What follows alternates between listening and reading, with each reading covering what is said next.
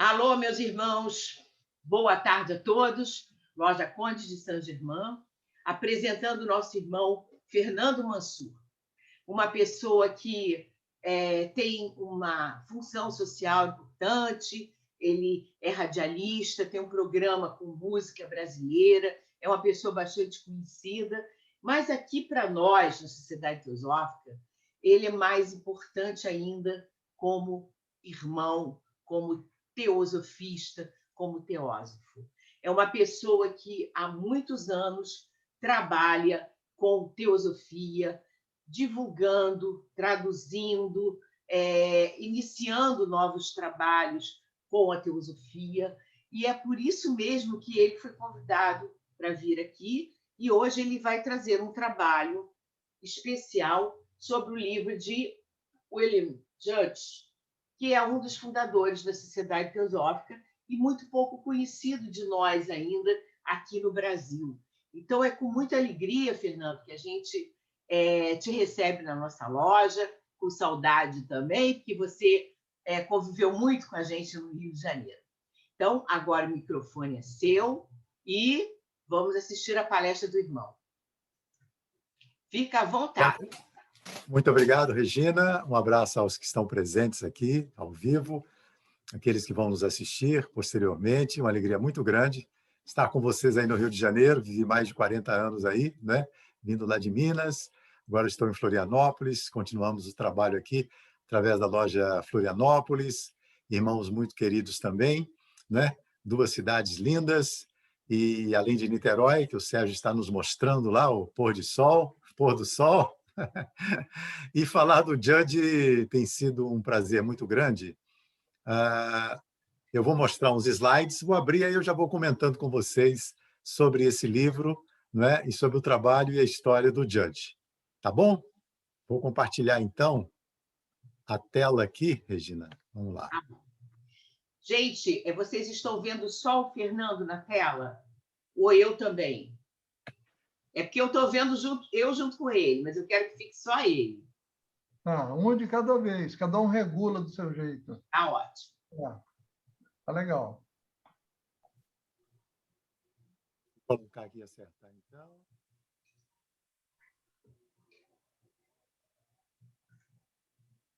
Ok.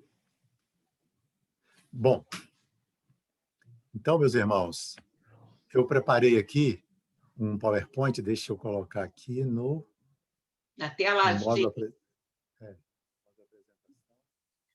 Dá para colocar na tela cheia, Mansur. Tá.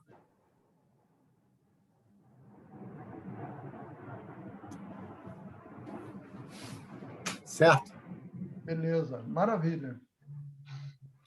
Muito bem, irmãos. Então, vamos falar Eu coloquei o título, né, O Oceano da Teosofia, nas cartas que me ajudaram, porque O Oceano da Teosofia é um livro também muito importante do Judge, que foi traduzido quando a gente estava ainda no Rio de Janeiro, antes do ano 2000. E depois, agora, há uns 2 anos, né, a editora Teosófica se interessou, revisou, fez um trabalho primoroso e lançou O Oceano da Teosofia. E, recentemente, com a ajuda de muitas pessoas, lançamos Cartas que Me Ajudaram, dentro do projeto Pioneiros, né, que é uma tentativa de um grupo também assim de voluntários de patrocinar traduções e edições de alguns livros também importantes da nossa história. Olha só que interessante, né? O Judge, nós estamos falando mais ou menos assim, numa época intermediária entre o nascimento e a morte do Judge. Ele nasceu em 13 de abril de 51 e morreu em 21 de março de 96. Morreu bem jovem, não é? 45 anos, se minha matemática não está falhando, e deixou um legado extraordinário para a Sociedade Teosófica. Teve uma vida muito rica, viajou muito, esteve na América do Sul, né? Esteve na Bolívia, na Venezuela, e o livro conta tudo isso e muito mais. Então, essas cartas são permeadas de compaixão, paciência e da fraternidade que o seu autor viveu para incutir. Então, isso aí está no prefácio do livro 1. Eu vou falar para vocês que são 3 livros em um.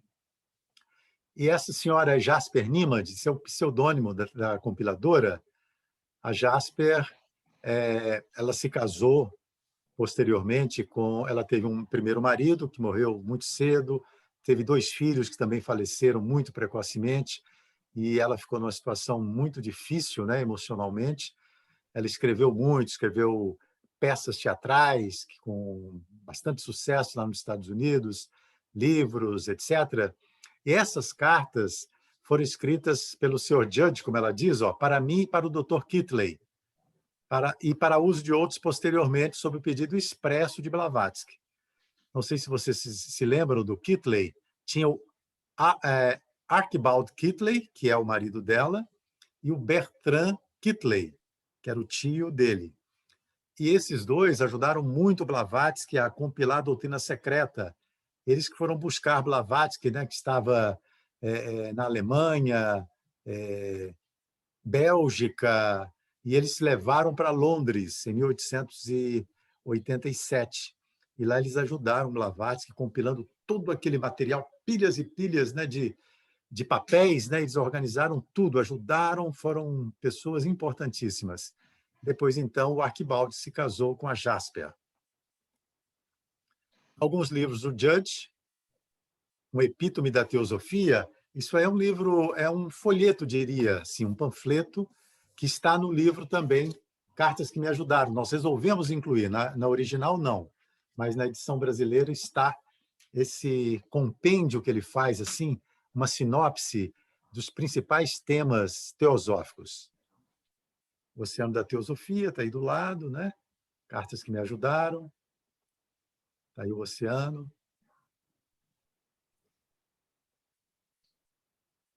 Aí foi a edição, né? Todos esses livros do Projeto Pioneiros, o grupo doa para a editora Teosófica. E lá a editora vende, então. Eu falei com vocês que são 3 livros em um. Nessa obra, então, gente, tem os livros 1, 2 e 3. E essa edição é uma compilação desses 3 volumes, tá? Então, eu vou dizer para vocês alguns temas, né? Alguns capítulos que esse livro contém. Orientações a Jasper Niemand, que serve para todo mundo, são orientações sobre como seguir o caminho espiritual. Todos nós precisamos de ouvir essas palavras do Judge, né? Como reagir aos ataques, que é outra coisa muito frequente que acontece, né, dentro do movimento teosófico e outros também. E o Judge tem sempre uma palavra muito inspirada e pacificadora, né, para a gente saber lidar nesses momentos. Em defesa de HPB, né, que ele é um defensor veemente assim, de HPB, e o Judge até escrevia artigos para jornais quando havia alguma publicação contra Blavatsky. Tem uma troca de correspondências nesse livro também entre Judge e HPB. HPB enaltecendo profundamente o trabalho dele. Uma outra parte é a Sociedade Teosófica, o seu karma e o dos membros. Um capítulo muito importante.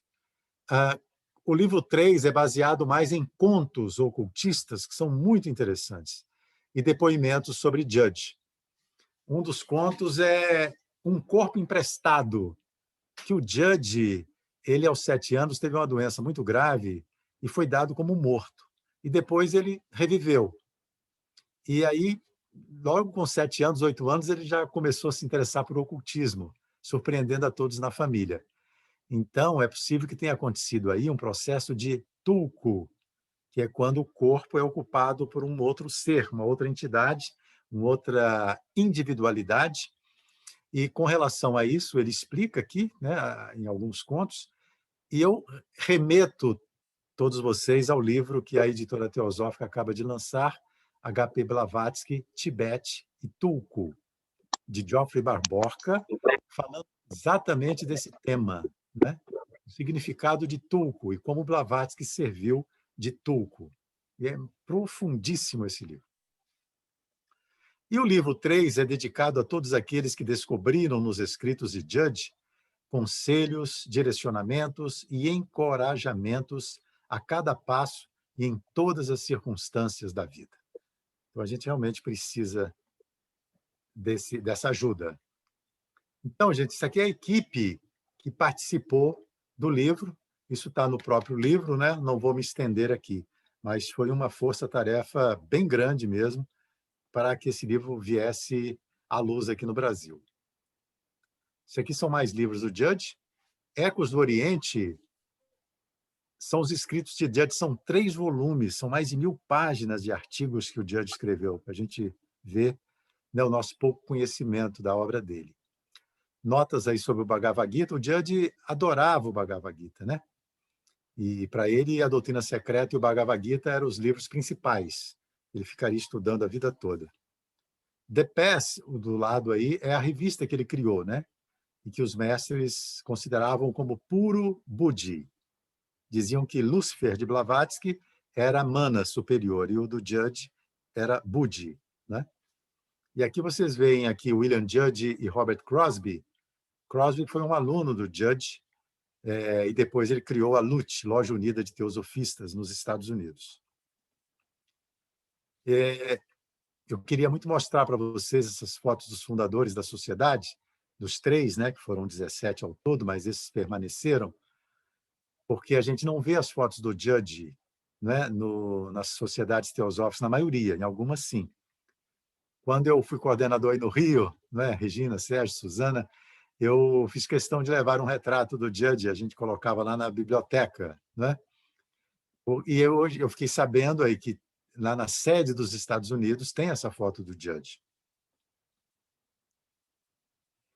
E o Isaac Hawley Dávila, não sei se vocês conhecem, ele é mexicano, mora na Espanha e faz muitas palestras online, né? Falando sobre a doutrina secreta, principalmente a antropogênese, uma pessoa gentilíssima, né? Muito culto. E eu mandei um artigo que eu escrevi, Reavivando Laços, falando dessa necessidade, desse reagrupamento das sociedades teosóficas no mundo, né? Porque houve adiar, depois houve um rompimento, que eu prefiro dizer um desdobramento, não é?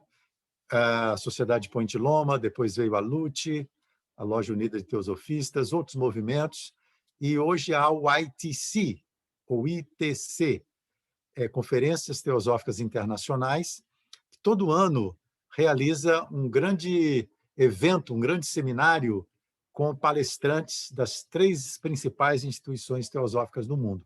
Ano passado seria no Brasil, mas devido à pandemia foi online, né?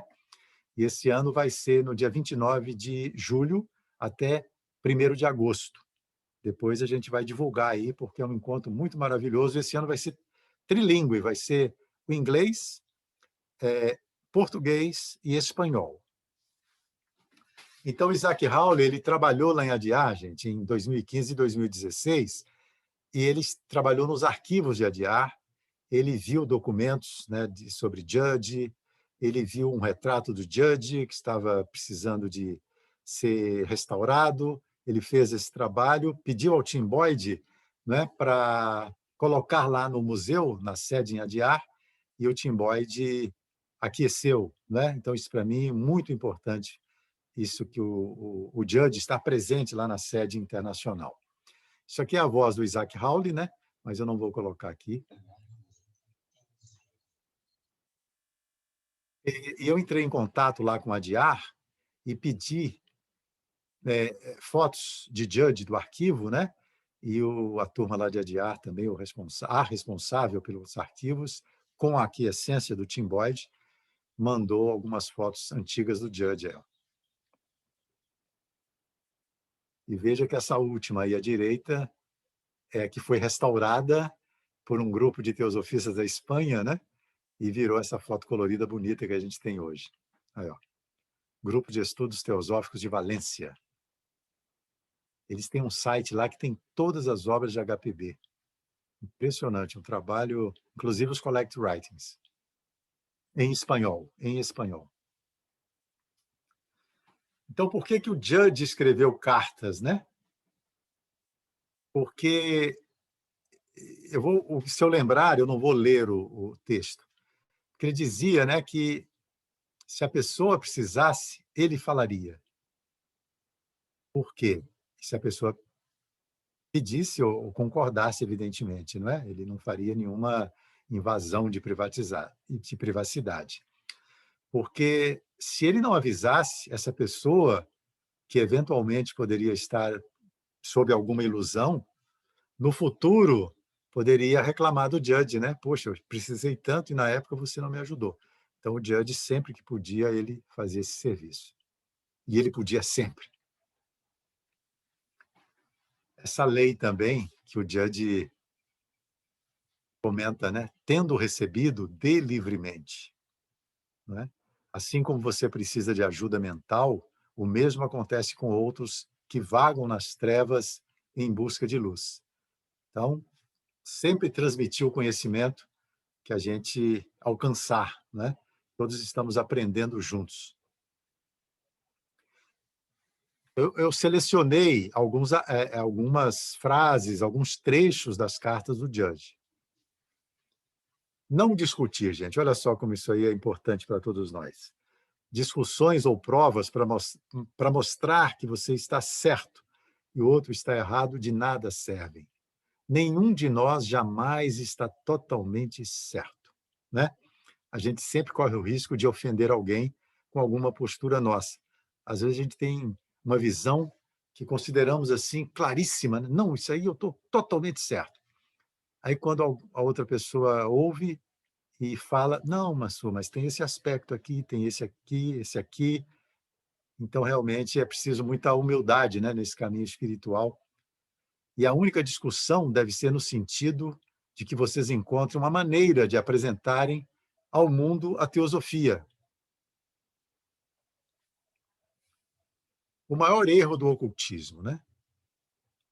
Depois, no final, a gente troca ideias, tá? Anotem aí perguntas, o que vocês desejarem. Então, o Judge está comentando isso com uma pessoa, né, que está com uma série de dúvidas. E ele fala que o maior erro no ocultismo é duvidar de si mesmo, pois isso nos leva a duvidar de tudo. Não crie dúvidas, então, em si mesmo. E eu trouxe esse outro trecho para complementar sobre a dúvida e o desânimo. Se você se acusa ou duvida de si mesmo, você faz com que o inimigo, entre aspas, descanse. Pois então, ele não tem nada a fazer, já que você mesmo faz tudo para ele. E deixando você entregue ao seu destino, ele procurará outras vítimas. Erga-se então desse desânimo e empunha a espada do conhecimento. Não é? Eu acho que isso é bem claro também na nossa vida. Às vezes a gente fica, será que eu faço, não faço? Será que esse trabalho é para mim? Não é? Enfim. O Judge passou por momentos muito delicados, né? Em 1877, ele estava lá nos Estados Unidos, lá em Nova York, com Blavatsky, né? Ajudou Blavatsky em algumas correções, alguns trabalhos em Easy Sem Véu. Quando, um ano depois, Blavatsky e o coronel vão para a Índia, o Judge fica sozinho lá nos Estados Unidos. E ele fica muito desolado, né? Ele fica um pouco afastado, depois retorna. Antes de Blavatsky, Judge e Walcott partirem para a Índia, ele se afasta um pouco, depois retorna. E quando os dois vão, ele sente muito a falta deles.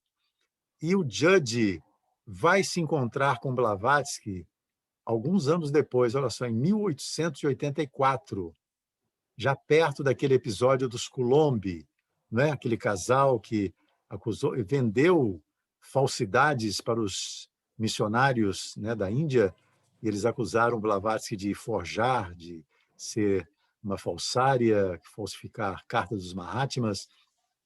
E houve o famoso relatório Hodgson, né, feito pela Sociedade de Pesquisas Psíquicas de Londres, que mandaram um emissário lá, e as pessoas fizeram um trabalho bem comprometedor, que só 100 anos depois que foi escrito um livro, né, recentemente, com a Sociedade de Pesquisas Psíquicas, pedindo perdão, né, à Sociedade Teosófica e à HPB por aquele julgamento tão precipitado e equivocado. E esse livro saiu recentemente em português também, eu não me lembro exatamente do título, está disponível na Editora Teosófica. Então, gente, o Judge vai para a Índia, antes de ir para a Índia, né? Ele passa em Londres. E tem uma experiência terrível lá em Londres, porque ele não suporta a atmosfera de Londres naquela época, né? Muitos bares, muitas alimentações assim, carnívoras em todo lugar, né? O Judge já era vegetariano e ele sofre muito mesmo lá em Londres, né? E escreve uma carta para Jasper falando disso. Finalmente, né? Ele chega em Paris, porque a Blavatsky estava chegando com o coronel Walcott e mais 2 membros lá diretamente de Adyar. E Blavatsky ficou muito preocupada com ele, porque o Judge estava realmente num péssimo estado. Então, Blavatsky vai ajudar o Judge lá em Paris. Então, ela disse que o Judge havia entrado em uma corrente do passado dele e que, ao percorrê-la, ele havia absorvido alguns elementares antigos que ela havia visto ao redor dele. Elementares é uma coisa, né? E elementais é uma outra coisa. Os elementais são os espíritos da natureza. Os elementares são desencarnados, né? Então, o Judge complementa, ó. Blavatsky me deu para usar o dia todo o seu anel talismã, que é de grande valor e força. Contém um triângulo duplo e está escrito nele em sânscrito a palavra vida. Isso me ajudou, mas todo o tempo senti que eu estava para fazer algo. Então, o Judge, você vê a importância disso também, né? Às vezes a gente sofre essas influências e precisamos buscar algum meio, né? Alguma ajuda para nos limpar. Então, o Judge vai ter uma virada, gente, depois desse encontro com o HPB, depois da ida dele para a Índia, vai mudar a vida dele radicalmente. A vida teosófica dele também vai sofrer um incremento monumental e vocês vão ver. O coronel vai falar sobre isso. Então, eu sinto que esse ponto em minha jornada é um ponto de inflexão. Espero conseguir fazer a virada favoravelmente. O Judge queria ir logo para a Índia, né? Que ele queria estar com Damodar, que é outra figura importantíssima na história da Sociedade Teosófica. Eles se correspondiam e o Judge queria muito estar na Índia, estar com Damodar, que já era um Shela avançado, né? Um Shela aceito. Mas o Walcott falou com ele que o mestre havia pedido para o Judge ficar mais um tempo e ajudar Blavatsky lá com a doutrina secreta, nessa parte ainda inicial da escrita da doutrina. Então, o Judge aceitou, né, esse pedido, acatou. Não sei se vocês já viram essa citação da Blavatsky falando que uma ida ao Oriente, da maneira correta, apropriada, pode mudar uma pessoa mais do que muitos anos de estudo. Não é? Acredito que a Blavatsky referiu ao Oriente, mas pode ser que haja outros lugares do mundo, dependendo de como você vá até esse lugar, há uma mudança assim, muito profunda. Né? E essas visitas, então, a HPB e a ADA provocaram essa mudança no Judge. E o coronel escreveu, olha só, como é que o Judge era e como ele se tornou. O desânimo e a insegurança do Judge de anos anteriores pareciam ter desaparecido completamente. Seu cérebro estava fértil com boas ideias práticas, e aos seus esforços, quase que exclusivamente, se deve o crescimento rápido e amplo do nosso movimento nos Estados Unidos. Todo o seu futuro teosófico estava diante dele, e sua evolução, até o ponto em que está agora, é um dos fatos mais surpreendentes na história da Sociedade Teosófica. Então, são essas mudanças, né, que acontecem assim na vida de uma pessoa que nós não sabemos explicar. Embora haja explicação, evidentemente, né? E às vezes são coisas até muito íntimas que a pessoa não compartilha. Mas imaginem, gente, os Estados Unidos, Judge sozinho nos Estados Unidos na liderança. Blavatsky já tinha ido para a Europa, tinha ido para a Índia, depois a Europa. E o Judge fez uma revolução nos Estados Unidos a partir dessa ida dele, desse encontro com a HPB. O Jonathan Colbert é membro da Sociedade Teosófica em Adyar e também da LUT. Olha só como é interessante. Tem muitos membros no mundo que pertencem a 2 ou mais organizações teosóficas. Eu acho isso muito importante também, esse clima de fraternidade, né? Bom, então o Jonathan, um amigo nosso, é holandês e mora em Brasília, chamado Ian Nicholas Kind, ele tem uma revista online chamada Theosophy Forward. É extraordinária essa revista online. Ele conhece, eu pedi a ele um prefácio para o livro do Judge, já que ele é um grande admirador, mas ele preferiu indicar o Jonathan, que escreveu um prefácio magnífico, que está aí no livro Cartas que me ajudaram na edição brasileira.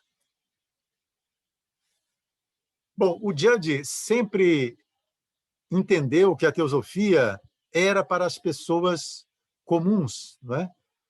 As pessoas do dia a dia normais que tivessem interesse espiritual, independentemente de condição social ou de nível intelectual, e assim ele fez, e sempre procurava inspirar os seus alunos, né, mais próximos nessa direção.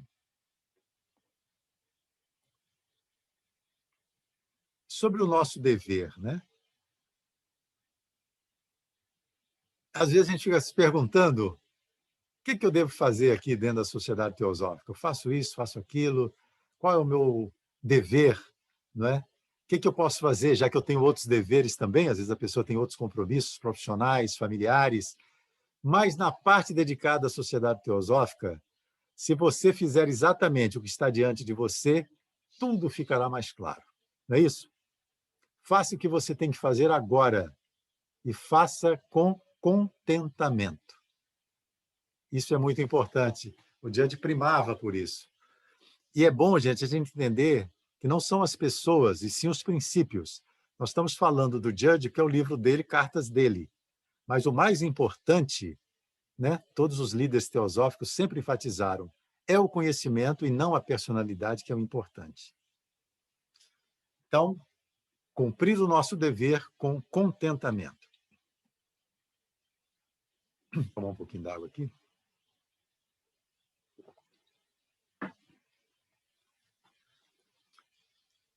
Aquele ponto da dúvida, né? Será que eu faço? Será que eu não faço? É entender que nós não estamos sozinhos no nosso trabalho. Sempre que tivermos uma boa intenção e formos colocá-la em prática, a ajuda vai aparecer. Podemos ter certeza disso, porque nós fazemos parte de uma grande loja, não é isso? De um grupo de pessoas trabalhando no mundo inteiro, visível e invisível, no plano visível e no plano invisível. Então, sempre vai aparecer a ajuda necessária, não é? E a direção certa. Lembra aí, não é? Sérgio, Regina, Suzana e os nossos irmãos, na época que todo o grupo se uniu para fazer o trabalho de reforma aí da sede, né? Parte física. Você viu como é que todo mundo se uniu no mutirão? E era uma coisa que, será? Mas aconteceu. Tudo precisou ser feito, foi feito. Né? Unidos como os dedos da mão. Sobre a importância da discrição, né? Isso também é muito importante. A nossa vida interna, né, diz respeito a nós. Ninguém sabe o grau de nosso desenvolvimento, só os mestres é que sabem. Cada um está trilhando o seu caminho, e o caminho é único, individual. Não é? Às vezes, na escola, tem um aluno, quem é professor sabe disso, né? Às vezes, um aluno não tem a mesma capacidade de outro aluno. Mas, às vezes, esse que não tem tanta capacidade se esforça tanto que merece, às vezes, um mérito, né? Adquire um mérito, às vezes, maior do que aquele que tem muito e não se esforça tanto. Então, isso é lógico que a gente, às vezes, comenta, né? Qualquer um de nós pode comentar com outra pessoa, pedir, às vezes, uma orientação, uma avaliação, um comentário sobre alguma coisa, alguma dúvida que a gente possa experimentar nesse ambiente de fraternidade. Mas as nossas coisas internas, né, pertencem a nós. Encarnações passadas, o Judge não era muito fã, digamos assim, de falar sobre vidas passadas. Ele achava isso às vezes até perigoso, inadequado, e ele não incentivava muito isso, não. Isso publicamente, né? Agora, sobre a ajuda que recebemos. E aí você vai ver que tem exatamente relação com vidas passadas. Pode ter. Nessa citação, o Judge fala: a razão de você ter recebido ajuda é que em vidas passadas foi você quem ajudou. Em cada um de seus esforços para iluminar a mente dos outros, abrindo-a para a verdade, você auxiliou a si próprio. Não é? Então, dentro aí do cômputo kármico em que nós estamos inseridos, damos, recebemos, não é? E o próprio fato de estarmos na sociedade teosófica, junto a esses conhecimentos, já quer dizer um mérito razoável que a gente tem de nos aproximarmos desses ensinamentos. Essa parte, o Judge aborda também com muito carinho, com muita atenção, muita compassividade, sobre esses atritos. O Judge estava vivendo uma época, gente, de muitos atritos, né? Na sociedade teosófica nunca deixou de haver atritos. Vários membros, vários irmãos sempre foram atacados. Blavatsky foi atacada dentro e fora da ST, Judge dentro e fora da ST. Então, às vezes, os membros falavam: nossa, o que a gente vai fazer? Então, o Judge sempre era muito ponderado. Se houver atrito entre você e os outros, pare para pensar onde eles estão errados. Todo mundo está sempre errado em algum ponto. Seu dever é descobrir onde você está errado. E não revidar. É extremamente importante não responder a ataques. Isso aqui é uma parte oculta importantíssima, né, que ele chama a nossa atenção. Vejam aí, as forças de oposição tensionam todos os nervos para que alguns ou todos nós fiquemos perturbados e retruquemos com irritação, precipitando mais insensatez. Considere apenas como melhorar o antigo trabalho, idealizar um novo trabalho e incutir energia neles. Entendem, gente? Claro, todos vocês entendem, sabem disso e veem como isso ocorre, não é? Às vezes a gente tem uma discussão com alguém ou tem uma crítica a alguém, às vezes uma coisa pequena, mas se isso for replicado, vai crescendo, crescendo e toma proporções que a gente não tem mais como controlar. Não julgar. Essa frase também dele, olha, é bem emblemática. Não julgue quando sentir raiva, já que a raiva passa, mas o julgamento fica. Né? É um bom conselho, não é? Esse é aquele ponto que eu falei anteriormente, das leves críticas, né, que podem ocorrer, mas poderes apoderam-se dessas críticas, expandem, né? Elas assumem imagens dos pensadores, animam os pensamentos com elementais, querem irritar você e seu amigo e, às vezes, causando rupturas irrecuperáveis, né? Os mestres administram os resultados, você não deve administrar. Eu considero isso aí um conselho também, uma consideração dele, uma observação, né, muito pertinente. E a autocrítica, o Judge fala, né, que ele estava passando por uma saraivada de críticas, né, e ataques de todo tipo. Aí ele, meditando, ele sente que está certo, né? Ele comete as faltas dele, os pecados humanos, mas que no cômputo geral ele não encontra nada para se torturar. E ele vê o evento, né, como uma lição, pois ele pode ser usado como um teste para mim quanto ao orgulho e à ambição. Não é?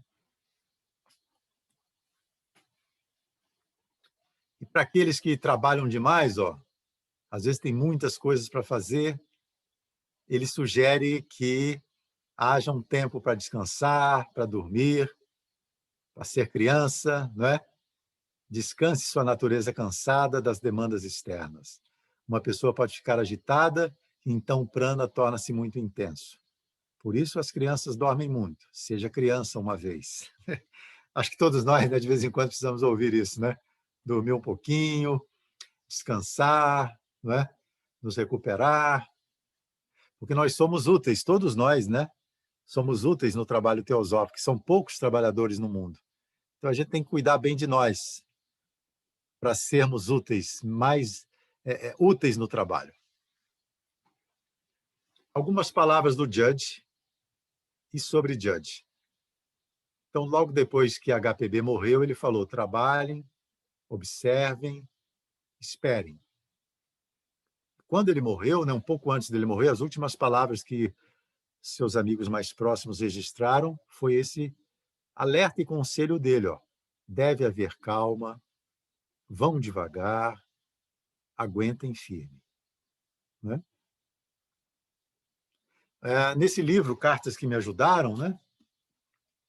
Como eu falei, são 500 páginas, então são conselhos, contos, artigos, troca de correspondências, cartas de HPB para o Judge, depoimentos de amigos sobre o Judge, né? É um manancial aqui muito grande, né?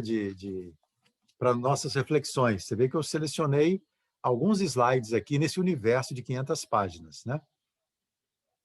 E o Crosby, eu falei com vocês, né, que foi um aluno dele, disse assim: para quem o feriu, ele só tinha isso a dizer, quando os amigos lhe expunham as acusações contra ele: não expulse ninguém do seu coração. Então, se a pessoa era um servidor da teosofia, não importava mais nada. É isso que é o fundamental para o Judge. Não importava nenhuma crítica. HPV para Judge, né? Eu selecionei esse trecho aí, ó. Bem, senhor, e meu único amigo, a crise está a aproximar-se. Estou a terminar a minha doutrina secreta e o senhor vai substituir-me ou tomar o meu lugar na América. Sei que terá sucesso se não perder a coragem, mas mantenha-se fiel aos mestres e à sua teosofia e aos seus nomes. Que eles vos ajudem e nos permitam enviar-vos as nossas melhores bênçãos. Isso é algo que a gente nunca pode esquecer, é a base, o programa original da Sociedade Teosófica, que são as cartas dos Mahatmas e os ensinamentos deles através de HPB, através de todas as obras que ela nos deixou. Todas as obras posteriores, por mais valiosas que elas sejam, e são valiosas, né? Até hoje nós temos grandes livros de grandes teosofistas no mundo, em vários idiomas, mas o nosso ponto de apoio, a nossa referência fundamental precisa ser esse núcleo inicial. Se nós perdemos esse contato, nós perdemos o rumo, né? Por isso que nós temos sempre que estar vinculados a esse fundamento, não é? Porque quando o discípulo está cansado, quando o trabalhador está cansado, ele vai buscar, né, o alento justamente naquela fonte, vai beber naquela fonte inicial. Embora todos os livros teosóficos sejam de um valor extraordinário. Olha só, o Judge falando sobre HPB, gente. Precisamos entender HPB, e sei eu que estou falando, ainda não é o Judge, não. Eu remeto novamente a HP Blavatsky, Tibete e Tulku, esse livro que saiu agora. O que Blavatsky era de fato? O que HPB era de fato? Que é uma diferença entre HP Blavatsky e HPB. E o livro explica bem. Uma vez que ela sacrificou, ela própria não diz isso. Às vezes tem uma foto, né, de algum membro em cima do meu texto, às vezes eu não consigo ler o que está ali. Mas a Blavatsky trouxe, né, o que há de mais precioso para o Ocidente, né, para a teosofia. E esse Ocidente, na medida em que aceita a teosofia, e principalmente a Sociedade Teosófica, tem como Madame Blavatsky uma relação equivalente àquela entre o Shela e o seu guru. Assim, aqueles que, considerando a personalidade dela, a consideram em desarmonia com a sua e tentam alcançar os mestres por outros meios, desprezando ou depreciando os altos serviços dela com desdém, violam uma regra que, por não ser feita pelo homem, não pode ser infringida impunemente. Então, essa é a observação do Judge em relação ao que nós devemos à HPB. Então, ela, né, quer dizer, a HPB, que desafiou o sarcasmo, a cólera de 2 continentes, né, enfrentou tudo e todos, né, para tomar para si o karma da sociedade e garantir o bem-estar dessa sociedade, não precisa do elogio de nenhum homem, mas mesmo ela precisa de justiça. Né? Tentemos, assim, entender esses elos ocultos trazidos pela atuação do karma, aplicando-os tanto à nossa vida diária quanto à nossa vida teosófica. Para nós, Madame Blavatsky representa o próximo elo superior nessa grande cadeia, da qual nenhum elo pode ser transposto ou perdido. Esse também é uma frase, né, para nós que estamos conhecendo agora, né, sobre a vida do Judge, sobre o trabalho dele aqui no Brasil, né, na língua portuguesa. Às vezes nós não temos nenhuma ideia assim da importância do Judge, né, espiritual do Judge, a não ser por algumas referências muito breves, né? Nesses depoimentos que eu falei de pessoas sobre o Judge, tem uma senhora que fala, né, que o Judge sempre prosseguia firmemente com o trabalho dele, do qual procuravam removê-lo. Esse é o ponto que eu quero enfatizar nesse slide. Vendo nele o trabalhador mais construtivo e infatigável, né, lá nos Estados Unidos naquela época, podemos muito bem entender que ele é um ponto alto contra o qual toda força subversiva à evolução está sendo lançada. Eliminar a nossa confiança nele, obscurecer a sua reputação e impedir sua mão construtora é enfraquecer o trabalho. Entendem? Então, o Judge é uma grande figura que ficou fora da Sociedade Teosófica de Adyar por motivos históricos, né? Mas há esse movimento já há algumas décadas no mundo, gente, trazendo todas essas figuras para o seio da sociedade teosófica, da grande sociedade teosófica, do grande movimento teosófico no mundo. Então, a gente ficar privado desses ensinamentos é uma lacuna, né, que nós podemos preencher.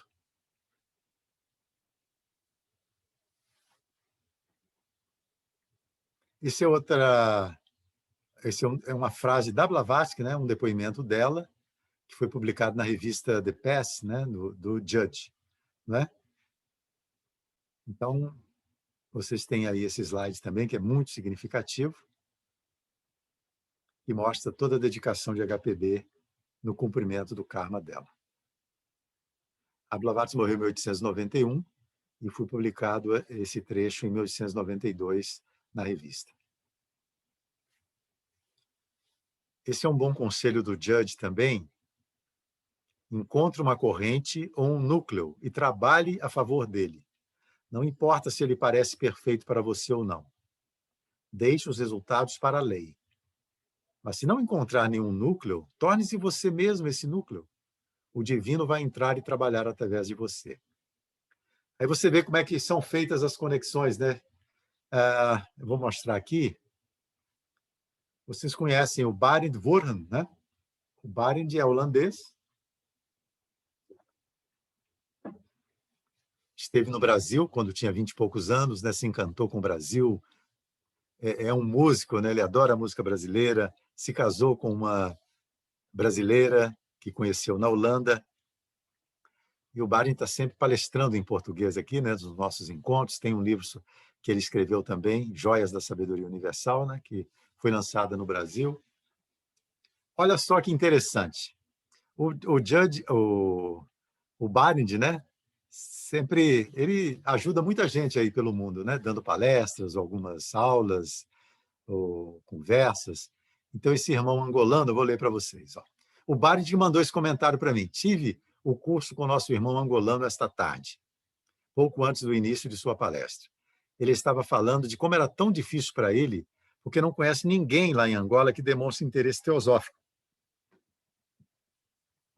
Tentei dizer a ele o que você disse com 2 citações do Judge, que eu li para vocês. 100 vezes melhor. mas enviei-lhe imediatamente essas 2 citações pelo WhatsApp. Então, são essas citações que eu li e que ele mandou, né? Aí o rapaz respondeu: de certeza que irei reter essas palavras no fundo do meu mais íntimo eu. Então, foi um alento para esse rapaz, né? Cartas que me ajudaram ao título do livro, você vê, essa citação de uma carta do Judge ajudou o rapaz, e aí o Barendi conclui, né? Muito bonito isso que ele diz, ó.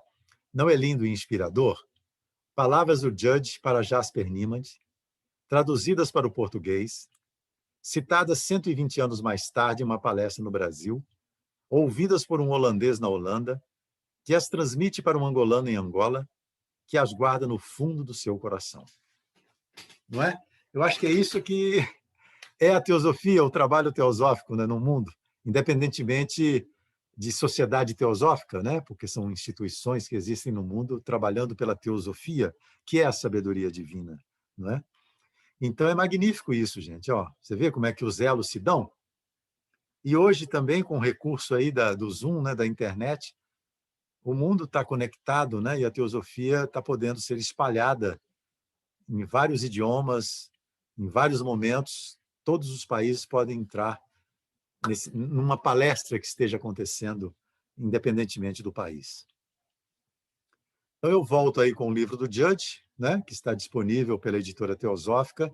Aqueles interessados, né, tem o site da editora.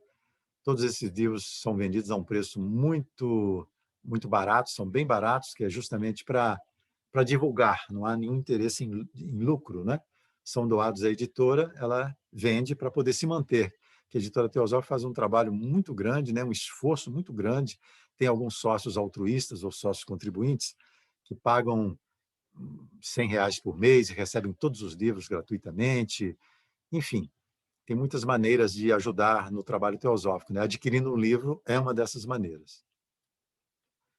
E falando sobre a compiladora, essa é uma mulher, Regina, que você vai gostar muito de conhecê-la, Jasper Niemand. E as outras irmãs também que estão aí, e irmãos, certamente. Jasper Niemand, eu falei no início, né, que é a Julia Campbell, que se tornou depois Julia Kitley, ao se casar com Archibald Kitley. Ela compilou e ela usou muitos pseudônimos, que naquela época, né, ela ajudou o Judge a escrever a revista The Path, que significa acendo ou conhecimento. Ela usou muitos pseudônimos. Essa senhora, né, Julian Lewis Campbell Verplanck. E o Archibald Kitley, além de ele ajudar na compilação da doutrina secreta, né, ajudar Blavatsky em Londres, ele foi membro do grupo interno de HPB. Olha só que interessante, gente. A Júlia falando, né? Quando comecei a escrever artigos desta maneira, a HPB me enviou uma caneta que eu sempre usei. Os artigos eram e sempre são escritos em total consciência objetiva, mas nesses momentos há um sentimento de inspiração e de maior liberdade mental. Lindo, né? Não há nenhum registro de que Júlia tenha conhecido pessoalmente Blavatsky. Eu não sei, se alguém souber, depois me avise, por gentileza. Há trocas, né? Blavatsky fala da Júlia em algumas cartas para o Judge, né? Fala sempre com muito carinho dela. Pediu ao Judge para escrever as cartas para a Júlia. Alguns livros da Júlia, ó. A peça de teatro que eu falei com vocês, ó, instruções sealed instructions, sealed, seladas ou veladas, não sei bem como traduzir o sealed aí. Peças em 4 atos. Wonderlight, essa aí que foi traduzida, viu, gente? Já está no Brasil, A Luz, Maravilha e Outras Histórias. Quem fez o prefácio foi a Josi Mansur. É um livro lindo, é um livro para crianças, Regina. Isso aí também você vai gostar muito. Eu falo Regina também, porque a Regina é professora. Então, mas todos aí todos os pais, professores, né, adultos, avós, né, são a Júlia. Eu vou mostrar a capa para vocês ali na frente. Esse livro aí. Ficou uma capa muito bonita, né? Filosofia verdadeira para crianças. São 7 histórias. E tem um personagem que é um menino chamado Carlo, de 5 anos. O Carlo tem um tio, né? E o Carlo quer saber de muitas histórias e tal. Ele faz perguntas e ele pergunta sempre para o tio. E a base, assim, são vários conceitos que a Blavatsky colocou na doutrina secreta que são transmitidos aí numa linguagem coloquial, numa linguagem infantil, entre aspas, né? Serve para todos nós, com certeza absoluta. Isso aí é a capa e a contracapa. E está disponível também lá na Editora Teosófica. Isso aqui é uma visão que a Júlia teve da Blavatsky, né, para vocês verem o valor dessa mulher, né, da Júlia. Eu penso que eu posso terminar lendo esse slide para vocês. Poucos dias depois da morte de Madame Blavatsky, HPB me apareceu à noite. Levantei-me, não sentindo surpresa, mas apenas o doce olhar de sempre. Ela segurou meus olhos com seu olhar leonino. Então, ela foi se tornando mais magra, mais alta, sua forma tornou-se masculina. Lentamente, então, suas feições mudaram, até que um homem de altura e fortes poderes apareceu diante de mim. O último vestígio das feições dela se fundindo com as dele, até que o olhar leonino, apenas o brilho progressivo de seu olhar, permanecesse. O homem ergueu a cabeça e disse: "Dê testemunho." Ele, então, saiu do quarto, colocando a mão no retrato de HPB ao passar. Desde então, ele veio a mim várias vezes com instruções em plena luz do dia, enquanto eu estava ocupada trabalhando, e uma vez ele saiu de um grande retrato de HPB. Então, essa é outra pessoa, gente, que nós não conhecemos praticamente nada, né? A Júlia, ou Jasper. E agora nós temos a oportunidade de conhecer mais essa figura assim tão amorosa, né? Tão afetuosa e tão trabalhadora pela causa teosófica no mundo.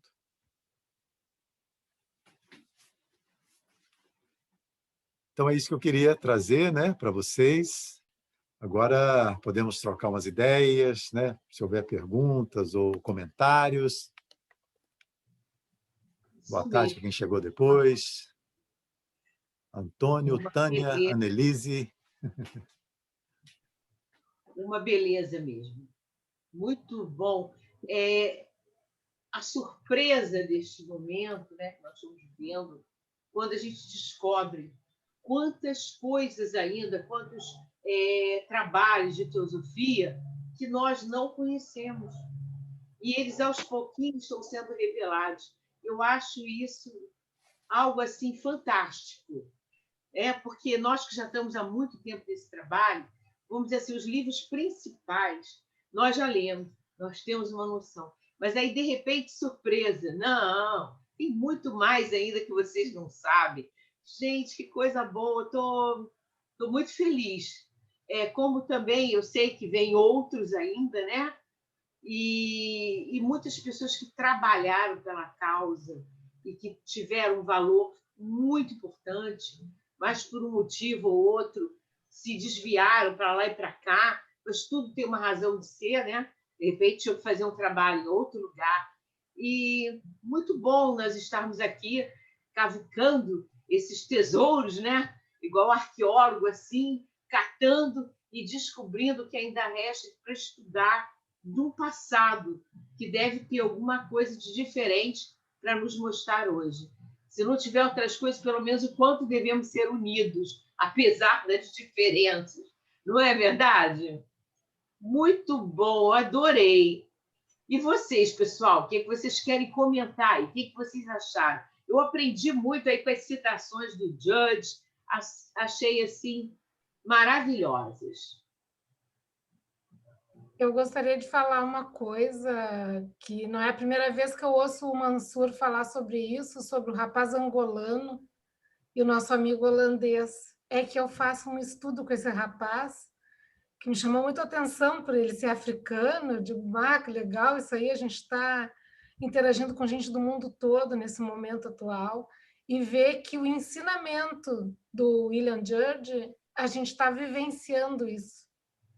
E eu acho que aí entra naquela questão que o Sérgio tinha falado sobre, antes da palestra, sobre as individualidades e os ensinamentos. Eu acho que é vivenciar o ensinamento. Isso aí me marcou bastante desde a primeira vez que eu ouvi o Fernando falar sobre isso. Maravilhoso, Fernando. Muito obrigada pela palestra. Muito bem. Eu queria Com vocês parabenizar o aqui. Mansur, né? O trabalho. Ô, Mansur, desculpe, querido. Fala. Não? Pode falar, Sérgio.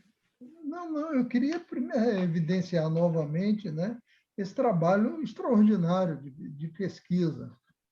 Mas me ocorre o seguinte, né, as tramas do karma que, de alguma forma, configuraram aquele momento no final do século XIX, início do XX, e culminaram com essa cisão, né, que você prefere até usar outra expressão, o Mansur. Desdobramento. Isso, como é que é o nome? A outra expressão que você prefere? Um desdobramento do trabalho que eu usava. Um desdobramento. E o curioso, isso me recorda, me remete a Krishnamurti, é o que é e não o que deveria ser. Né? Então, nós estamos lidando, e você é cuidadoso com relação a isso, com fatos históricos. E na dimensão do Judge, naquele início em que a sociedade teosófica não estava plenamente configurada, inclusive nos seus slides, nós observamos uma espécie de idolatria em relação a Madame Blavatsky. E isso, à medida que a sociedade teosófica evoluiu em estatutos, etc., a questão desse aspecto da liderança, inclusive isso foi enfatizado, e ela mesma, ela é humilíssima, né, a ponto de dizer que é apenas o laço que fez a amarração da doutrina secreta, e esse tipo de adoração, esse tipo de veneração em relação, inclusive, a Madame Blavatsky, né? E ele enfatiza em um dos teus slides como fundamental ao vínculo da pessoa à teosofia a Madame Blavatsky. Ou seja, há uma grande contradição na evolução da sociedade teosófica como instituição e esses ensinamentos, essas apresentações que que nós estamos resgatando a partir de Judge, ainda no século XIX. Eu gostaria que você comentasse a esse respeito. Para mim foi uma surpresa ver a clareza do Judge quando ele fala da importância de HPB. Que eu falei com vocês, né? Veja o livro HPB, Tibete e Tulku. Ali não se trata da personalidade HP Blavatsky. Ali se trata de uma mensageira dos mestres, que fez tudo para trazer esse conhecimento ao mundo. Ela é a guru, entre aspas, nós somos os discípulos. Há uma relação de afeto, de gratidão, não é, profundíssima entre um discípulo e um guru. HPB trouxe a teosofia, de novo, não é, como um instrumento, não é, para o Ocidente, para os continentes. Sofreu tudo que poderia sofrer. Ela é um marco da história da humanidade. Assim como outros grandes líderes espirituais da humanidade, HPB, daqui a alguns séculos, será reverenciada com essa impessoalidade, né, a que você refere sempre com muita propriedade, Sérgio. Mas nós não podemos esquecer jamais do ser interno que habitou aquele corpo. Essa é a diferença. Então, lendo o livro do Judge, para mim, foi fundamental entender isso. Não se trata da personalidade, se trata do ser interno, daquele grande ser que habitou aquela pessoa, né, e que fez esse trabalho monumental em prol da humanidade. Muito bem. Eu entendo assim também. Eu vejo a HPB como algo extraordinário. E acho que quando ela foi, as pessoas ficaram confusas, inclusive. Porque, pensa bem, ela era o cerne daquilo ali. E eles viram que aquilo acabou. Não tinha como. Aquele elo físico não tinha mais. Então, a confusão começou aí.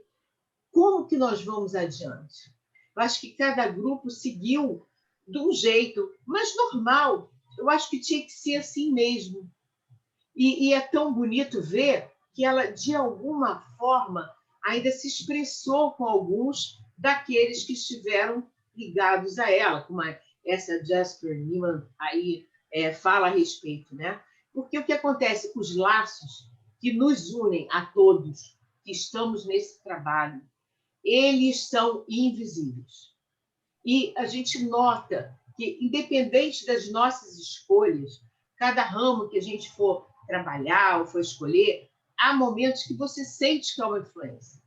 Então, essa influência, ela é oculta, ela não é perceptível em palavras, mas tem alguma coisa. Às vezes a gente até brinca na loja, quando a gente está fazendo lá uma reunião, que as coisas combinam sem a gente combinar, entendeu? Que vem assim, um aclaramento da mente, que a gente não sabe nem de onde que veio.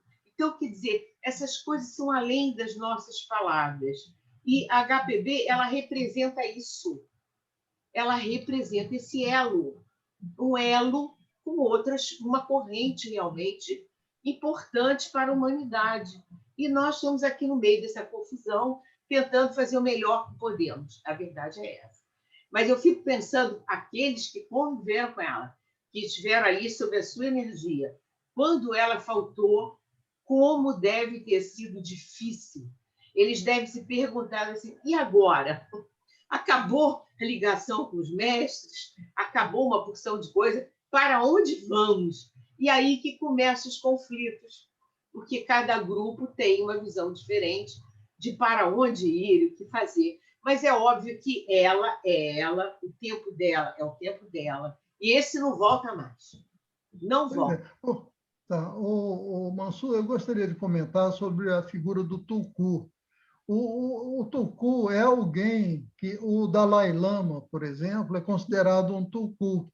É um espírito reconhecido e que reencarnou no Tibete e está agora no 14º Dalai Lama. É considerado um espírito luminoso, um espírito avançadíssimo que atualmente se manifesta do Dalai Lama. Considerando Blavatsky da mesma espécie, vamos dizer assim, ela também ela diz que a doutrina secreta, que é a literatura produzida por ela, muito pouco ela contribuiu com aquela expressão, com aquela literatura. Isso dito pela própria Madame Blavatsky, ou seja, há um processo de transcrição, de elaboração da literatura que ela produziu, um processo extraordinário e confirmando, né, a figura do Tulku, alguém que está em sintonia com um espírito muito elevado, muito transcendente, muito sábio também. Isso tudo é evidente, né? Então, eu estou falando tudo isso porque, nesse caso, Madame Blavatsky compara-se, inclusive, ao Dalai Lama, que alguns consideram um Tulku também. Eu só queria estabelecer essa analogia, o Mansur. Isso tem sentido, querido? Então, essa é uma expressão, né? Tulku é uma expressão usada, né, lá no Oriente, lá entre os budistas, né? Tem uma outra expressão correspondente que é avesha, avesha. Acho que um termo é tibetano e o outro sânscrito, algo assim. E ele vai falando, né, nesse livro, vai mostrando, o Barborka, que é o autor do livro, H.P. Blavatsky Tibete Tulku, vai mostrando as várias formas em que Blavatsky atuou como Tulku, né? Como ela escreveu a doutrina secreta, as várias maneiras como ela escreveu, né? E o mestre, numa carta, o mestre Moria, me parece, para o Franz Hartmann, tem um trechinho, né, que o mestre fala assim: a doutrina secreta, quando estiver concluída, terá sido uma obra conjunta de nós três, HPB, eu e meu querido irmão, o mestre Kutumi, né? Então a gente vê como é que a Blavatsky atuou. O Coronel Walcott, nas folhas de um velho diário, que foi traduzido no Brasil como a História da Sociedade Teosófica, né? Tem 2 volumes, ele narra o processo da escrita de Isis Sem Véu, por exemplo. O que acontecia com Blavatsky, né? Como ela mudava a coloração de Blavatsky às vezes mudava, o cabelo mudava, a voz mudava, né? Às vezes apareciam capítulos completos depois que ela dormia, por exemplo, Easy Sem Véu, volume 2, que, aliás, fiquei muito feliz quando vi a programação, que a loja, né, a Suzana, a Norma estão estudando Easy Sem Véu. Fiquei muito contente mesmo, porque eu tenho comentado com as pessoas, puxa, Easy Sem Véu não se estuda no Brasil, né? Eu comentei. Aí eu conheci uma pessoa aqui em Florianópolis, gravei uma entrevista com ele para o meu programa no YouTube, Cá Entre Nós, ele falando sobre Easy Sem Véu. Suzana agora fazendo esse trabalho. Um irmão nosso lá, acho que em João Pessoa, está estudando também, o Luiz Paulino, ele falou que eles estão estudando o Easy Sem Véu na loja, né? E 2 capítulos do volume 2, um é sobre o Egito, outro sobre a Índia. Se não me engano, não sei se os 2 ou se um deles, o coronel conta, né, que Blavatsky dormiu, no dia seguinte, ao lado dela estava um capítulo completo. Não sei se os 2 ou um desses 2, na beira da cama dela, lá, prontinho já. O que mostra assim, as diferenças de estilos também, né? Quando ela estava, ela que escrevia, quando tinha essa influência, enfim. Então, Sérgio, eu acho que são muitos mistérios que esse livro vai ajudar a desvendar, sabe? Para a gente ir entendendo aos poucos, entendendo esse mistério. Aliás, tem um livro chamado H.P. Blavatsky, O Mistério. Se não me engano, é do Barborca também. Esse eu tenho em inglês, mas nunca li e não conheço nenhuma tradução também. Quem sabe até a ciência, com o tempo, não explique um pouquinho mais certas coisas, né, que a gente está mencionando aqui, talvez coisas da própria personalidade, desdobramentos, coisas mais altas da própria pessoa, né? Não sei, eu acho isso muito complicado, muito difícil. E ela, quando ela começa a escrever a Doutrina Secreta, ela escreve para a irmã uma carta e ela fala: eu estou começando a escrever um livro que eu sei que vai ser muito importante, eu sei que vai ter coisas fantásticas, mas eu ainda não consigo entender o que ele é. Quer dizer, ela mesma, quando começou, não sabia como é que seria o caminho que aquilo ia tomar. E realmente a Doutrina Secreta é algo incrível. A gente fica pensando como alguém, uma pessoa, pode ter escrito aquilo num tempo relativamente curto de vida, porque ela teve uma vida curta, né? A vida dela de escrita ali não foi tão grande assim. Então, mas aquilo é de uma riqueza, de uma diversidade, né? De colocações. Realmente, sozinha não foi, não foi, não. Mas uma grande parte é dela. E aí a gente vê que ser é esse, né? Que ser será esse? Não sabe. Eu queria, Mansur, fazer mais uma colocação, que é a seguinte: a identidade da teosofia e a sociedade teosófica. Eu percebo, eu sinto que esse movimento que você chamou de fundamental, aliás, é uma palavra perigosa, né, por conta do fundamentalismo, não ter tempos de fundamentalismo, mas eu vejo essas manifestações iniciais, inclusive em relação a Judge, como o DNA da teosofia moderna. Todas essas informações, todo esse panorama, porque a teosofia moderna é um panorama de todas as religiões, é uma tentativa de explicação interessante de uma ciência até o século XIX. É um revisitar a Grécia Antiga, a filosofia clássica, a filosofia dos Upanishads, da Índia Antiga e assim por diante. Ou seja, é um monumento. A teosofia moderna, descortinada por Blavatsky, não tem tamanho.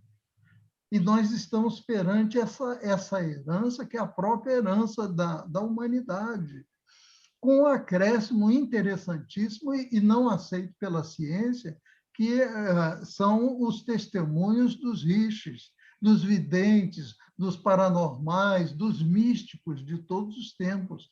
Então, nós estamos perante algo extraordinário e atemporal, né? Essa é a doutrina secreta.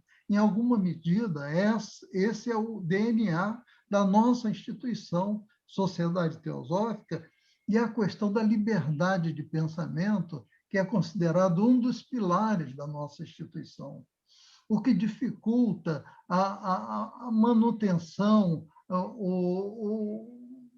como é que eu vou dizer, a validação de uma liderança única, a validação de uma mística extraordinária, de um Tuco, ou de uma santa, a melhor denominação é mística, como algo assim inquestionável, como uma verdade última, como uma verdade acabada. Falo tudo isso em razão da liberdade de pensamento preconizada por nossa instituição, querido. Eu gostaria que você comentasse algo a esse respeito. Verdade, eu não vou comentar. Brincadeira, sério. Chato, né? Ainda dá uma mini palestra na minha palestra. Que cara chato é esse? Não, mas aí você falou tudo, Cláudia. É isso Olha, mesmo, tem que prezar muito isso.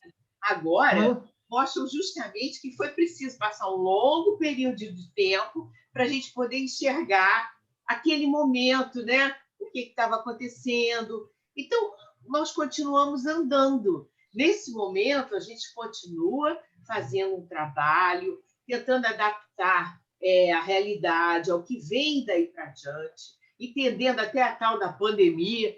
Difícil, gente, isso é muito difícil. Agora, será que foi à toa que só nesse momento começa a surgir essa ideia? Porque o Mansur e os que tiveram essa ideia aqui, eles estão tendo aqui, mas eu imagino que em outros lugares também estão acontecendo. Eu tinha observado em alguma transmissão de ADA, não me lembro nem qual foi mais, mas eu achei interessante que aparecia Poito Loma, que aparecia alguma coisa das outras. Eu falei, nossa, que interessante, estão juntando as facções da Sociedade Teosófica. Então, tinha aquele trabalho também que o Sérgio colocou outro dia no grupo, que aparece o Pedro Oliveira também comentando alguma coisa em outro lugar. Então, gente, será que não está havendo uma energia aí rodopiante e dizendo, vamos lá, pessoal, está na hora de pensar isso aí diferente. E eu não sei qual é o caminhar que vem daí.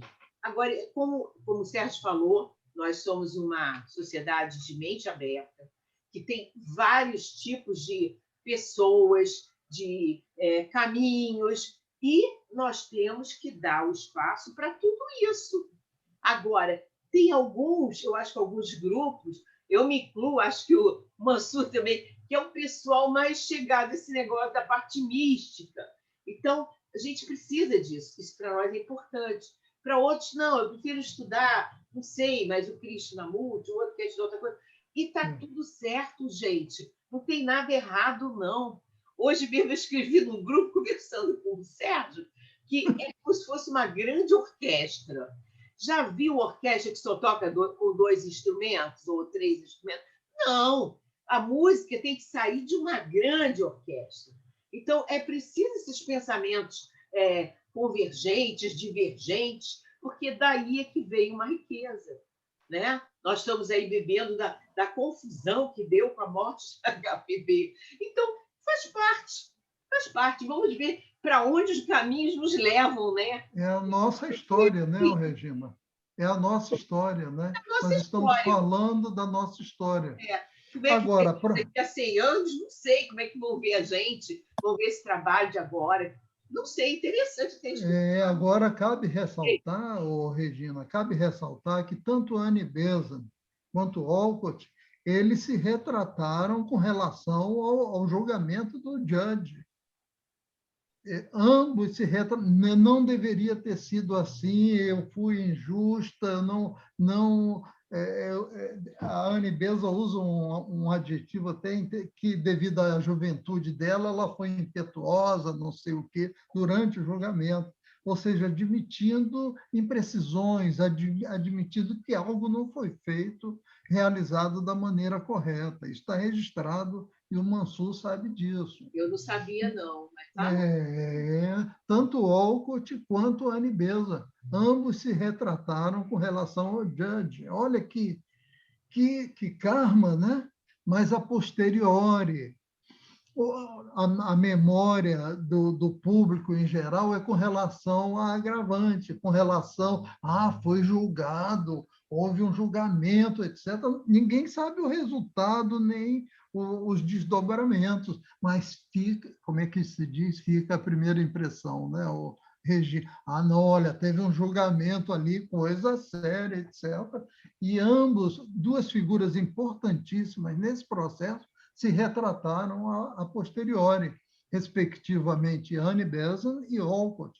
É assim, ou Mansur, eu estou inventando coisa?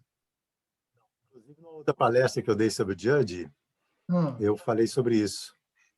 Eu mostrei várias citações de ambos, né? O Olcott foi em 1906, não sei se vocês conhecem o livro Pioneiros do Movimento Teosófico, que foi editado também aqui.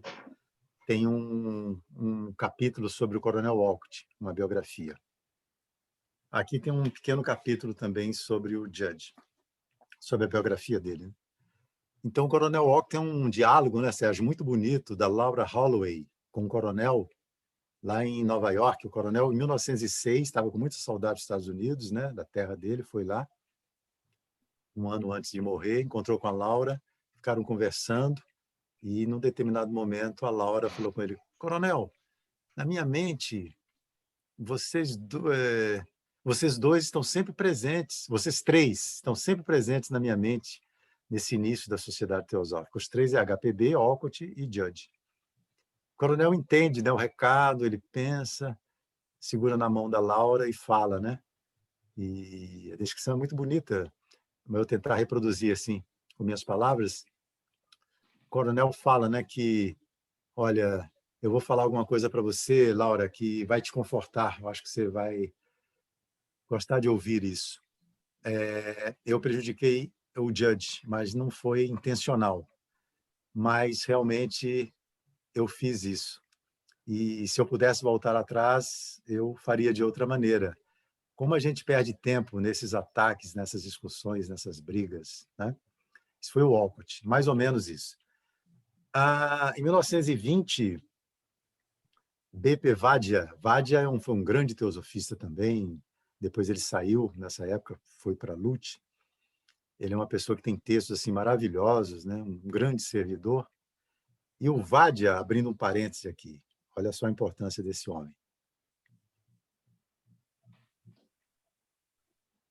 No ano 2000, eu vou dar esse marco, ano 2000, foram encontrados na casa do Vadia, na Índia, entre os papéis dele, já que ele havia morrido há muitos anos,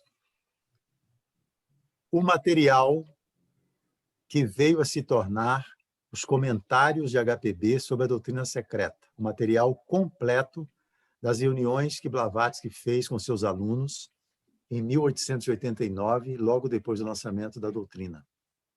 Esse material havia se perdido. Só havia registro de um pequeno material chamado Atas da Loja Blavatsky, Transactions of the Blavatsky Lodge, que foi publicado também pela editora. E olha só, gente, décadas e décadas depois, alguém encontrou esses documentos do Mar Morto teosófico, né? Fazendo uma analogia. Foi publicado em 2010 nos Estados Unidos e ano passado aqui em Portugal, né? E já está na editora Teosófica esse livro aqui, nessa parceria com Portugal, o Zé Manuel Anacleto. Para vocês verem, estava na mão desse senhor, Vadia.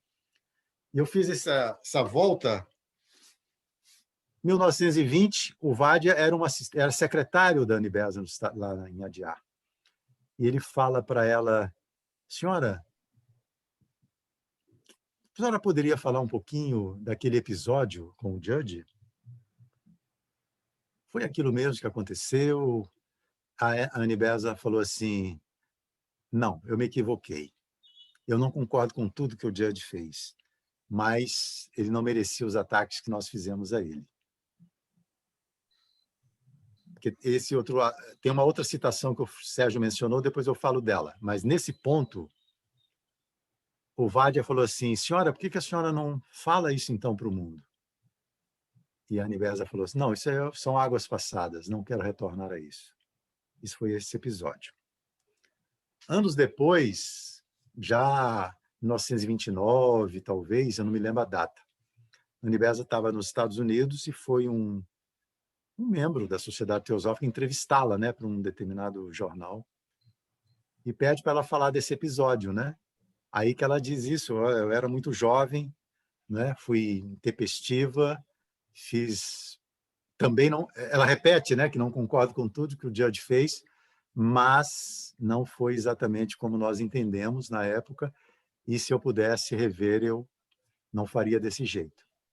Então, é por isso, Regina, irmãos, que eu estou me empenhando em trazer a história do Judge para o Brasil, não é? Por quê? A gente não sabe o que aconteceu na época. Tem 1000 desdobramentos sobre esse caso Judge, que foi chamado assim.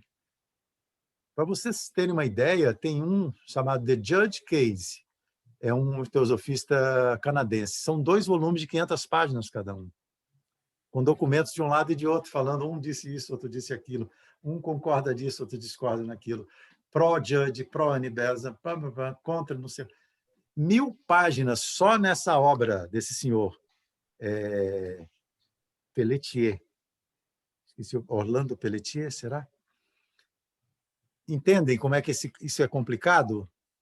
E tem outros livros defendendo também, que são contrários a Judge, outros favoráveis, né? Eu falei assim, nesse imbróglio, isso foi naquele momento, naquela efervescência. Quando eu li a frase, o diálogo do coronel, quando eu li a retratação da Anibesa, falei, não, então não.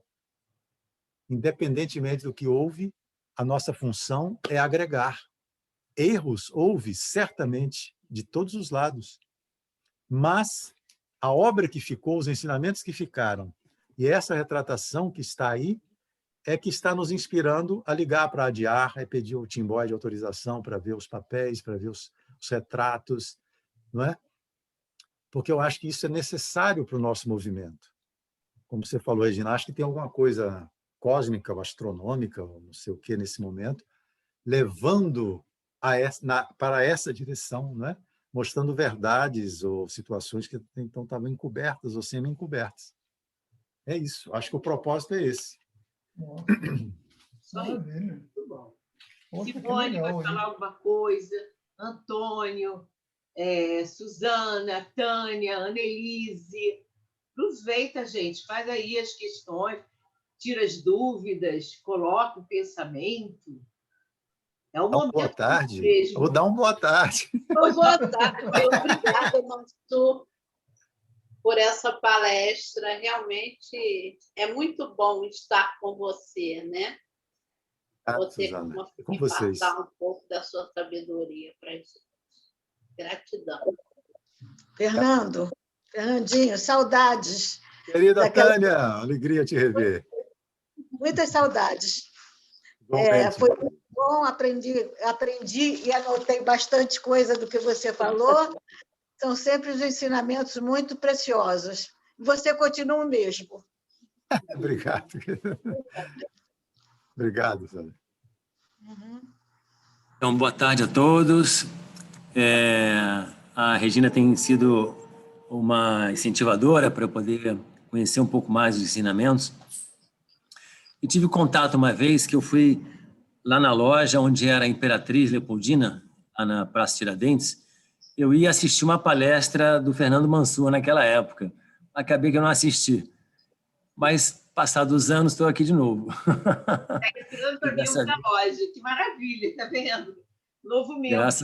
Graças a você, Regina. Eu sei que eu estou começando agora e tem muita literatura para poder conhecer, né? Eu acho muito interessante poder compartilhar esse espaço com profundos conhecedores de toda essa história e literatura, né? Mas eu queria comentar 2 coisas. Uma sobre a palestra e uma, meu ponto de vista, sobre a questão que vocês estavam conversando mais.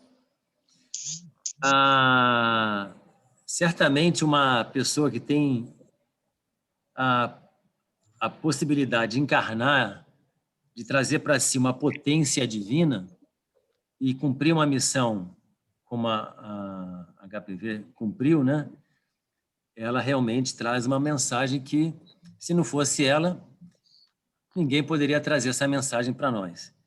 Então, ela, assim, por só, manifestou essa potência divina. E aí se confunde ou se fundem, né, duas coisas, a pessoa e a mensagem.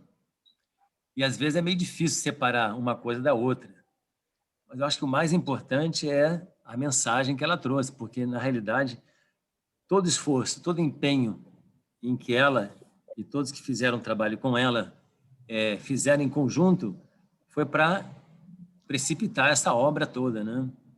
Então, de alguma forma, a gente tem que olhar mais para a obra do que para o personagem da obra, né? Claro que, examinando historicamente todo o personagem, a gente vai ver o exemplo de uma dedicação extrema, né? Um ser humano que realmente se colocou a toda a prova para vencer a resistência. E a gente vê que realmente, até mesmo nesse nível espiritual, não tem moleza, né? A gente, pelo contrário, é testado e testado o tempo todo. Realmente a culminância da experiência humana, né? Mas, enfim, o comentário que eu queria fazer sobre o slide era justamente a questão na exposição do Fernando, justamente como é interessante a mística, né? A inspiração da mística é um ensinamento, é uma carta também, mas como está presente uma mística que inspira, como foi falado num dos últimos slides. Se tem possibilidade de se juntar a outras pessoas, ao núcleo, se junta. Se não, faça você sozinho, porque você, trabalhando, você vai ter, ao seu momento, num certo momento, você vai ter a sua ajuda, né?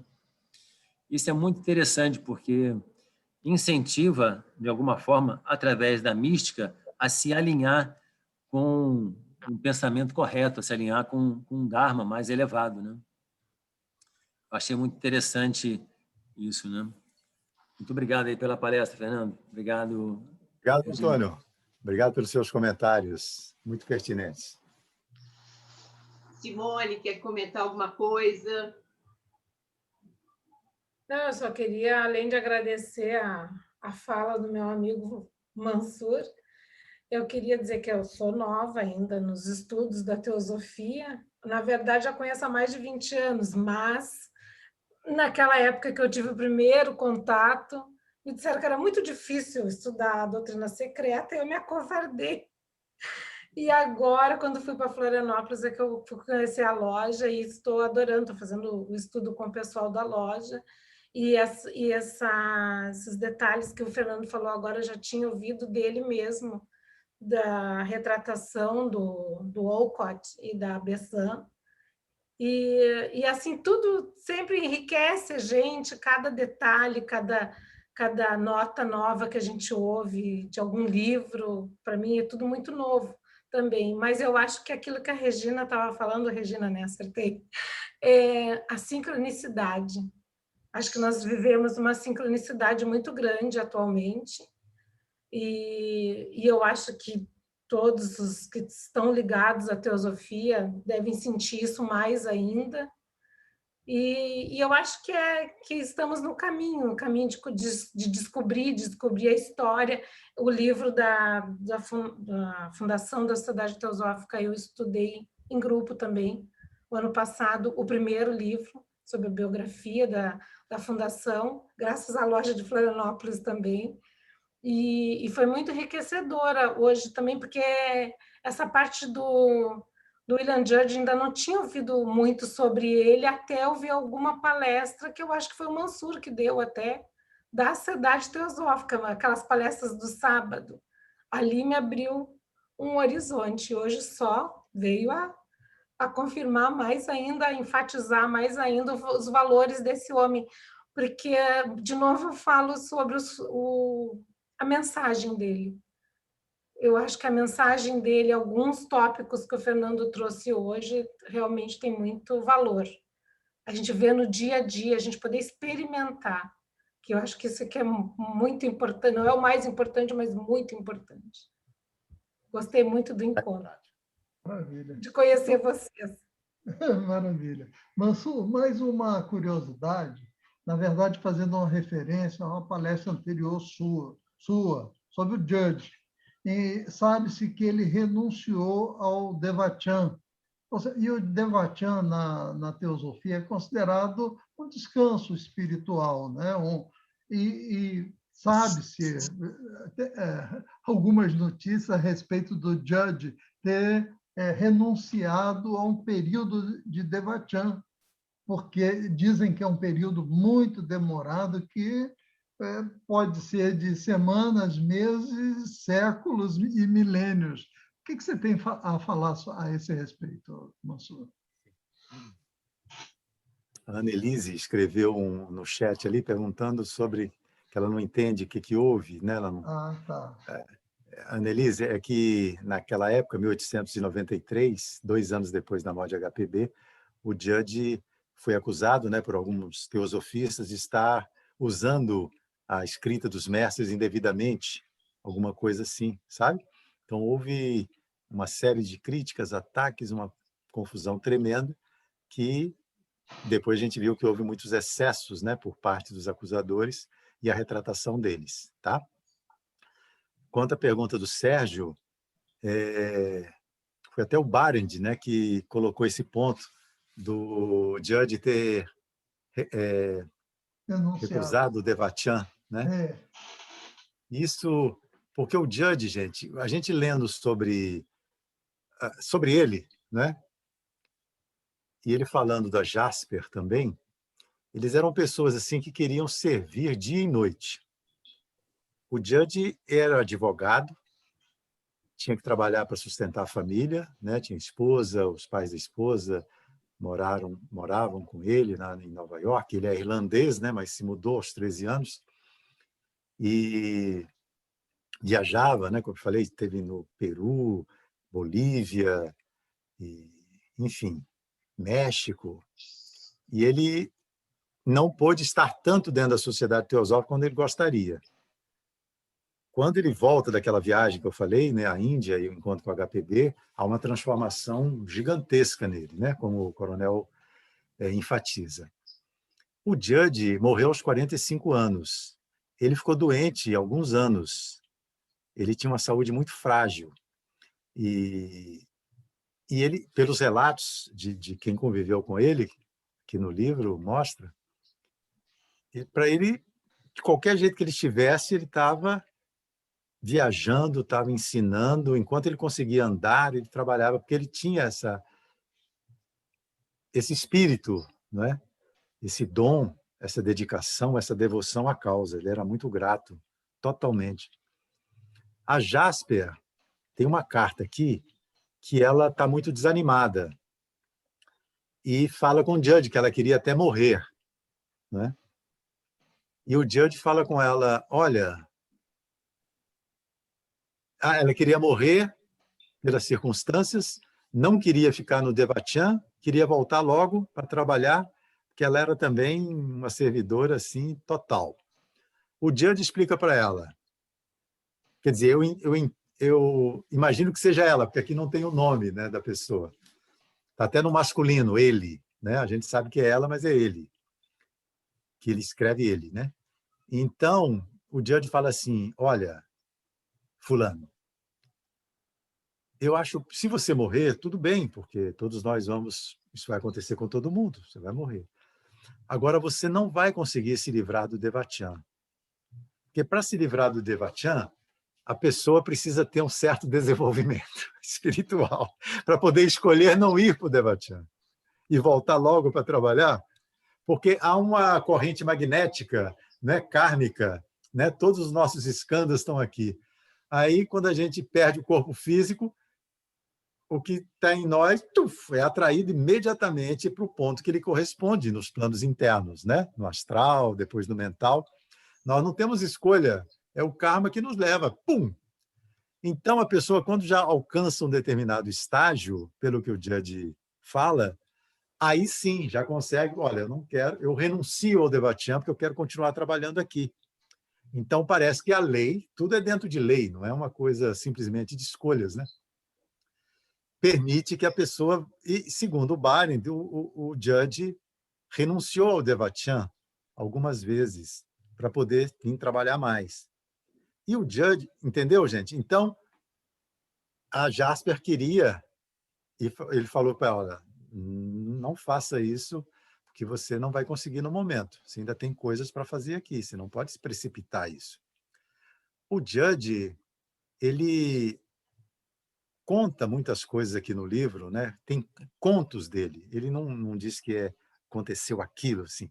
É uma linguagem romanceada, mas ele fala muito sobre isso. Regina, você já está com o livro aí, você lê Um Corpo Emprestado.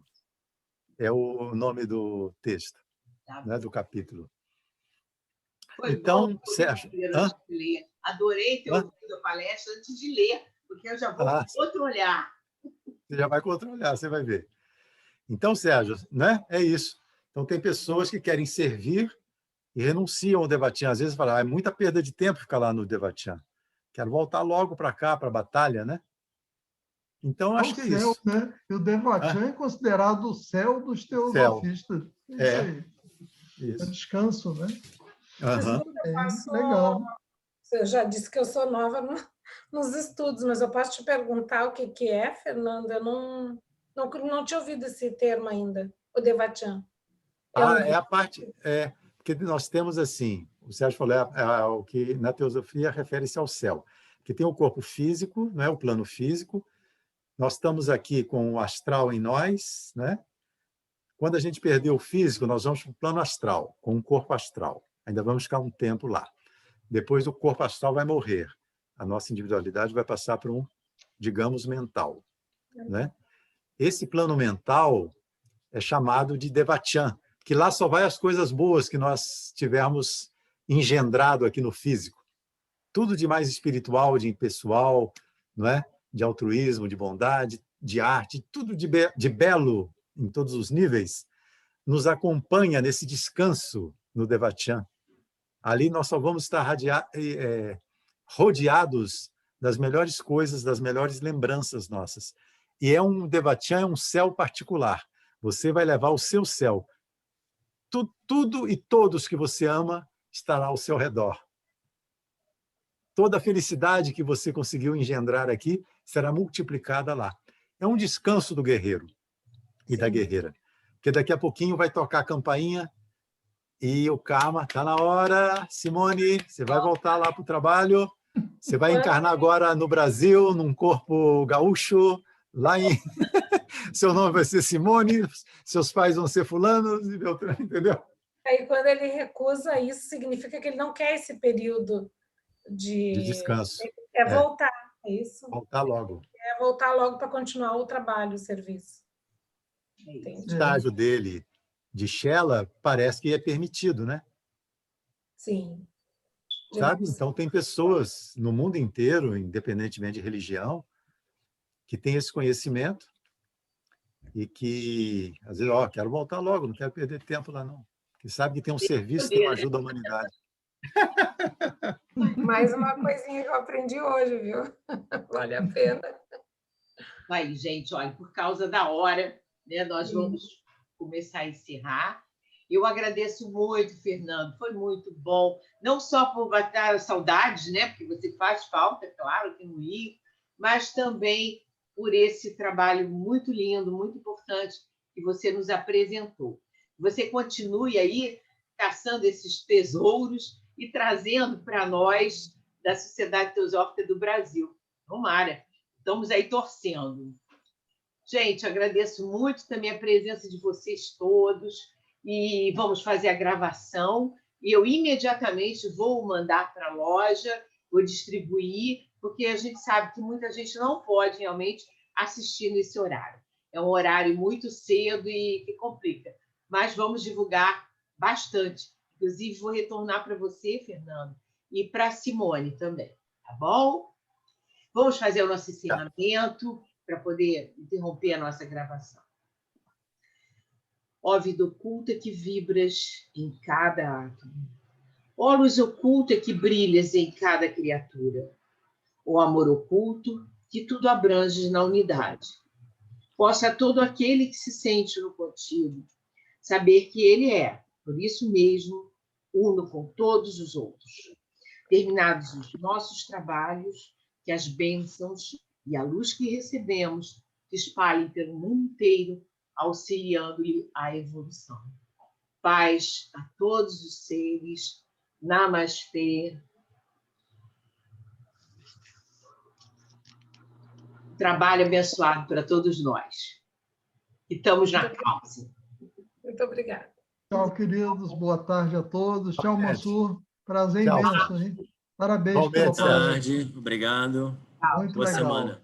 Obrigada. Obrigado, Mansur. Obrigado, Suzana. Tchau, gente. Tchau, tchau. Abração. Vamos encerrar aqui. Tchau.